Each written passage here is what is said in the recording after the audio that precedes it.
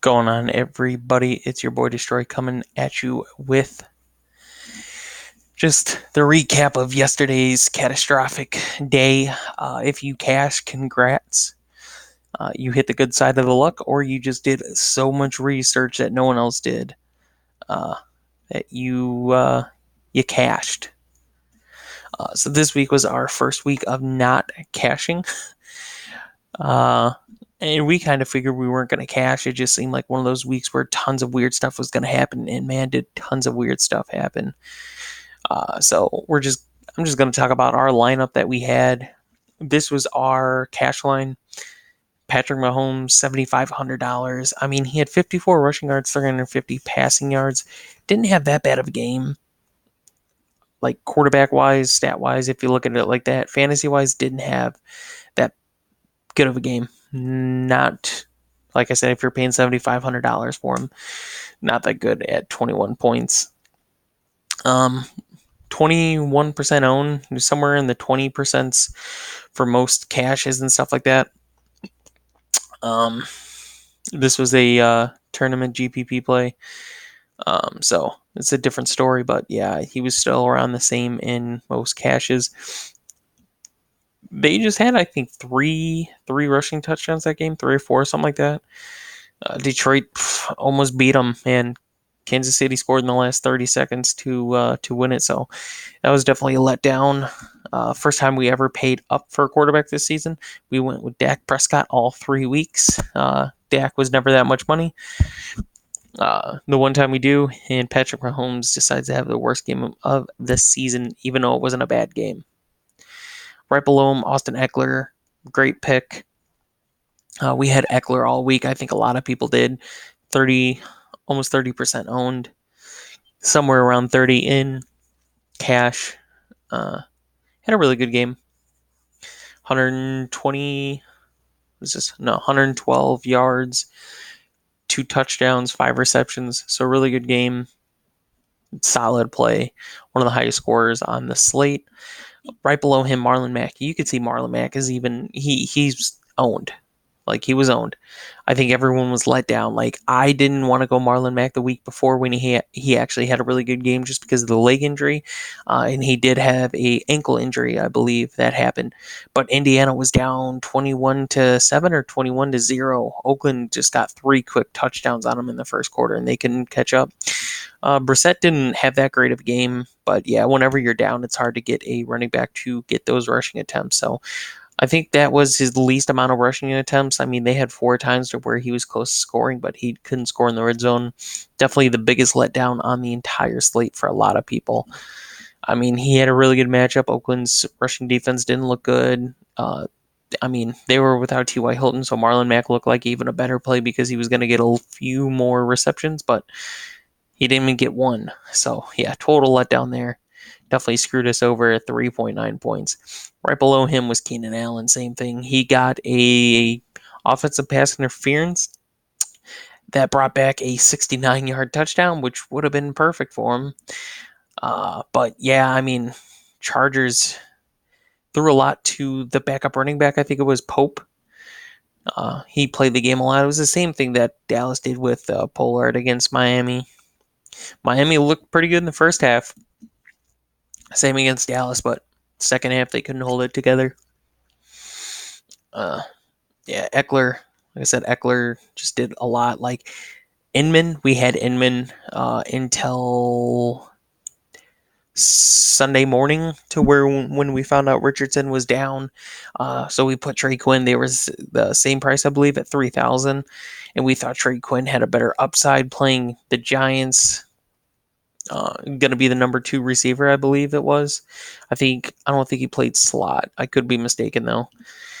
I didn't watch that game as much, but yeah, Giants defense played really good. Case Keenum got taken out.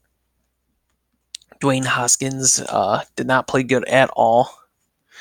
Running backs Peterson, Thompson couldn't do much that game. Giants just looked solid overall. Gallman was a really good play. It sucks we couldn't get him.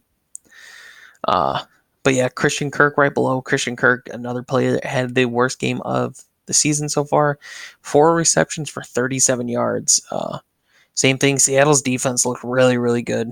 Arizona's offense does not look good right now, and it's scary because they looked good the first 3 weeks or 2 weeks. And then in the second half against Carolina, they fell apart and pretty much did the same thing. I feel scared for Kyler Murray because he is getting sacked a lot, and you cannot have that guy, that little guy, Kyler Murray, get sacked that much. So Christian Kirk, it was a smarter play to go Fitzgerald. Usually is. He's one of the best receivers ever in football and is still doing it at the age. And they were priced, I think, $500 apart. So yeah, that was bad. Sammy Watkins goes with Patrick Mahomes. They kept throwing deep. Robinson is their guy, apparently, right now with Tyreek Hill out. I think once Tyreek Hill comes back, then Sammy Watkins' production goes up because a lot of teams are going to have to cover Tyreek Hill, and Sammy Watkins just has that availability open again. 3 receptions, 54 yards. I know he was targeted a good amount, and then he even fumbled, which, oh my God, killed me. I think Kansas City fumbled like 4 or 5 times on offense. Offense and special teams, it was crazy. Another reason they only won by 4 points against Detroit.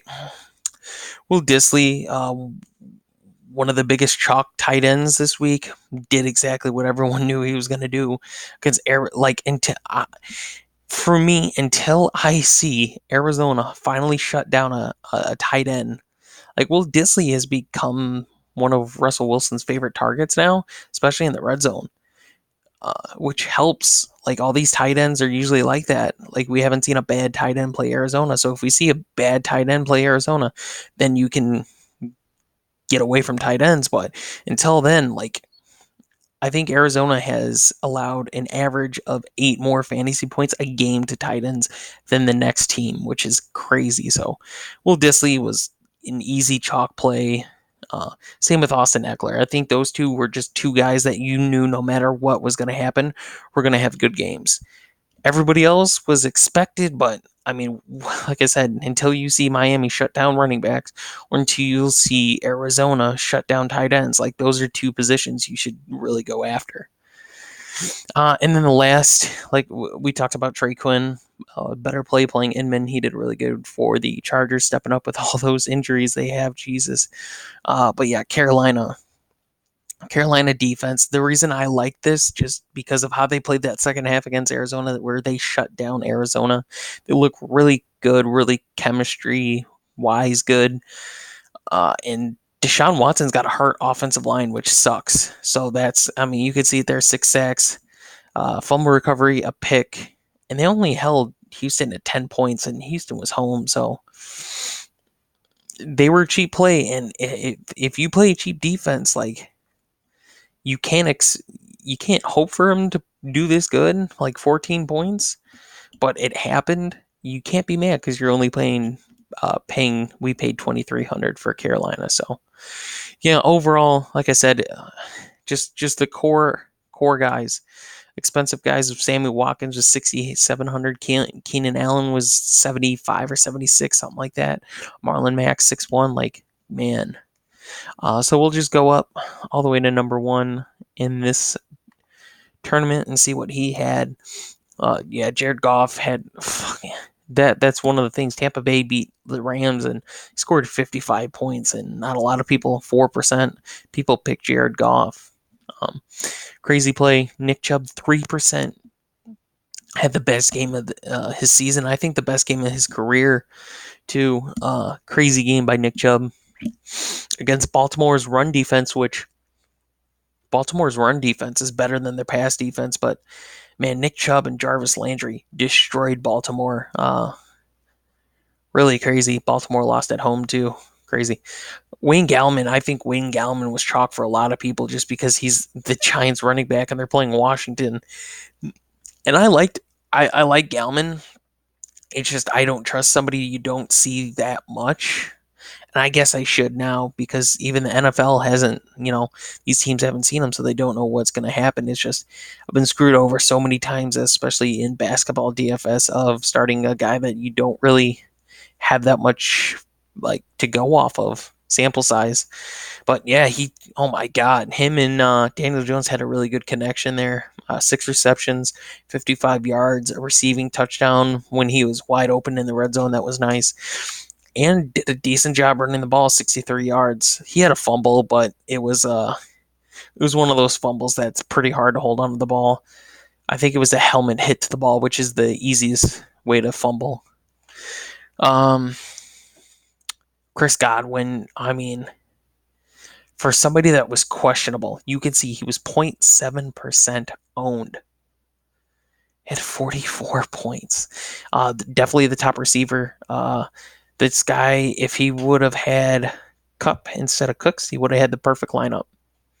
I think one of the most perfect lineups. But yeah, Godwin, just crazy game for somebody that's questionable. Like, that's crazy. Him and Mike Evans definitely did a really good job. The rushing in that game was crazy for Tampa Bay too. They stepped it up. Robert Woods, great play here. I mean, Cooks was probably my favorite Ram going into this weekend. Him and Cup. I put Woods third, but yeah, Woods. You can't cover all three receivers for the Rams, as you could see. But yeah, Cooper Cup had a crazy good game too. I think he had like 30 or 20 fantasy points. So yeah, TJ Hawkinson for this guy. I know there was other tight ends that were higher scored, but he did really good, especially when he got injured. He just got a touchdown, got in and out, was very cheap, good play. Christian McCaffrey, one of the chalk plays, we had him. It was just too expensive to do with some of the lines we had, but Christian McCaffrey looks amazing. Played Houston's defense, which has been up and down, but they destroyed them. And they had Panthers defense too. So yeah, that's just looking at one of these tournaments, just seeing the top line there, showing our line, what went right, what went wrong. I don't think we're gonna have another week like this for a little while, but yeah, that was one of the weirder ones. We knew it was. I think a lot of people knew it was, whether they wanted to admit it or not. Between pricing and just the matchups, it was weird. Like I tell people, you can't expect, like, who would expect Detroit loses to KC 34-30, like by 4 points, and KC scores with 30 seconds left. Miami was beating the Chargers at one point. Like, Oakland scores 3 touchdowns in the first quarter. I mean, we knew Oakland was going to win just because Indiana was so hurt, but Jesus. Another thing was the Bills almost beat the Patriots. The Bills are definitely contenders, even though they lost the game. They look really good. Same thing. Washington puts up 3 points against this, like, one of the worst defenses in the league. So definitely a crazy week. We shouldn't have another one like that, but yeah, that was just a recap of yesterday, guys. So look forward to the videos dropping tomorrow. Tomorrow we're just gonna go over quarterbacks. And therefore quarterbacks, running backs, wide receivers, tight ends. Each stage is going to be a new position.